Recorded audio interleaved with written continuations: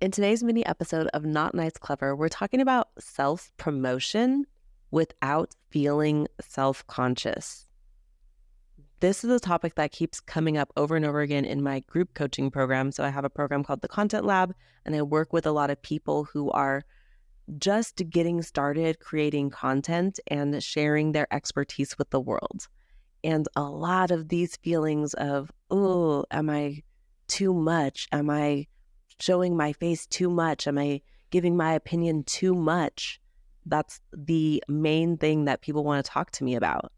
And so I thought it would be great to have this conversation with you, Kat, because I know you have strong feelings about this idea too. I do. I feel like strong feelings are the only kinds of feelings that I have. But Spicy feelings. Here's what I want you listening right now to think about. You are a professional. You offer a service or you offer a product. And I want you to ask yourself, do you know, forget about the promotion, forget about content, forget about branding, marketing, forget about all of that for like a second. Ask yourself, does your service or does your product, does it help people? Does it help address a need? Does it solve a problem? And since you mentioned the Content Lab, Candice, because I know you make that exclusively for real estate agents, at least right now, let's talk about if you're a real estate agent and you've been in the business for 10 years and you've done all the brain damage, you know how to guide a client through an amazing experience, you know what to spot, you know how to save them thousands of dollars of money, you know how to limit their agony. You can't completely take it away because home buying is home buying, but you're a boss at what you do. You're so good. And you can really, really help people. But if nobody knows that you exist, if nobody knows that you are really good at addressing those needs and guiding them through that experience and limiting their pain and increasing their return on investment and doing all of those things that I know that you can do, and some other guy who sucks at all of that, has better marketing than you, asks for the sale, goes after the client, picks up the phone, knocks on the door, creates those reels, he's asking and promoting himself, but he can't deliver shit. But people know about him. They know that he exists. And so they're more likely to work with him instead of you. So I want you to think about when you feel icky or gross about promoting yourself, about raising your hand, about documenting your expertise, about putting it out there on a public platform, when you don't do that, you risk allowing those potential clients to work with that other guy. Yeah. In my opinion, my spicy take is that it's very rude of you and very reckless to actually not promote yourself if you're really good at what you do. How rude. If you have the solution to someone's problem and you're not sharing that with them, it feels mean, actually.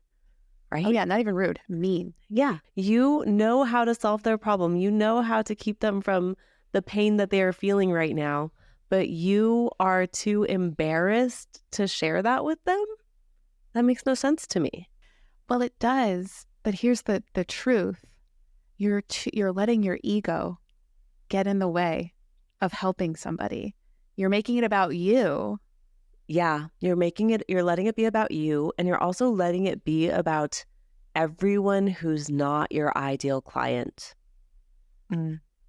Because if you're making content, for example, and you're sharing a story that shows your expertise, you're documenting how you've helped people with similar problems, the person who's watching with that problem is like, oh, thank you, I needed you sending that DM, right?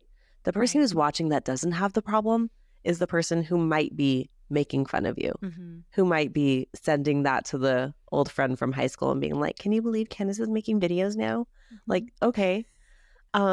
Be like, have fun at the 20-year high school reunion. I'm not even going to go. Yeah. I'm going to be in, who knows, Fiji. Cabo. I'm busy. Yeah. Oh, yes. Yeah, also somewhere. Fiji. Who knows? You're worried about the people who wouldn't be your customer anyway. Instead of really saying hey, this thing is really perfect for the right client, so I'm just going to share it for the right person. And so something that I've been talking to my clients about is just assume you're talking to the exact right person. Assume that the person on the other side of the screen is the person who needs your services and they're excited to hear from you, instead of just assuming that it's your cousin who wants to just make fun of you at Thanksgiving. Let them doom scroll in peace. Don't let that stop you. Yes. Really. Do not let that stop you from showing up and using digital to your advantage, you know?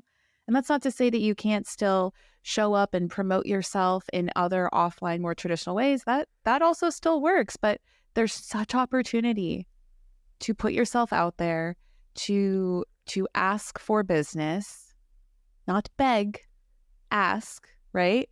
And command respect, right? Not demand it, because you can't demand that shit. There's other types of promotion, like even in real estate, door knocking is huge, or cold calling people, sending an email. All of those things could be self-promotion that might feel icky if you're not framing it properly in your mind. You're only doing those things to connect with the person who actually needs your service, and you're only offering a service that you actually know how to offer. I see no problem with that.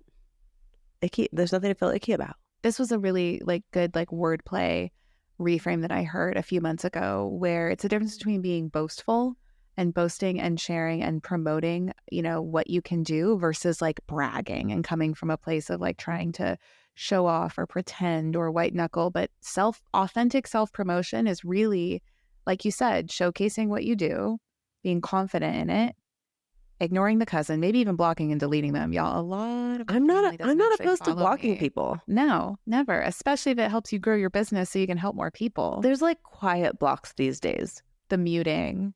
Yeah, muting, exactly. They don't know. It's not like they see that you've blocked them.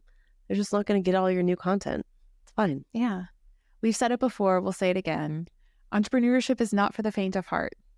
It can be really fun. It's going to push you and challenge you. You probably learn more about yourself along the way than you do learning about clients and peers. That's the cool hack about it. So fight through that self-consciousness. I felt it.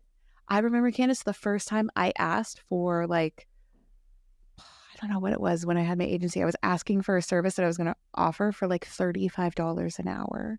And I felt like that was too much, because that's more than my hourly had ever been. Yeah. Now I just double my rates and see what happens. See what happens. I know. I remember just feeling nervous about helping clients when I feel like, maybe they're older than me, or they have more experience in their business. Or more money than you, right? Or more money than me. Yeah, totally. I tell that story often where one of our clients, I can't even remember the number now, but sold billions of dollars of real estate. And I was like, oh my God. Oh yeah, 1 billion annually. I know who you're talking about. Yeah. Yeah. It was insane. And I was like, how can I help this person? And then when I actually helped the person, he was so grateful. And he's like, oh my gosh, I've never had these ideas before. And thank you so much. No one's ever brought this to my attention. I'm implementing that right away. And I did this so far. What can I do better next time? And his reflection on my work with him helped me to build my confidence, to be excited about promoting myself, because if I could help him, I know that there's a lot of other people that I could help as well. And so I would say, if you need to, write down some of your own wins to build up your confidence. What are those things that you've done well? People have told you, people have texted you. Look at your text messages, look at your DMs, look at your comments. Are people telling you nice things? Go to your Google reviews and write down all the great things people are saying about you, and then be unapologetic about promoting yourself. Done. That's the end. Okay. You're welcome. And leave us a 5-star review. Okay, thanks. And share it with a friend. We love you, Clever Crew. Bye.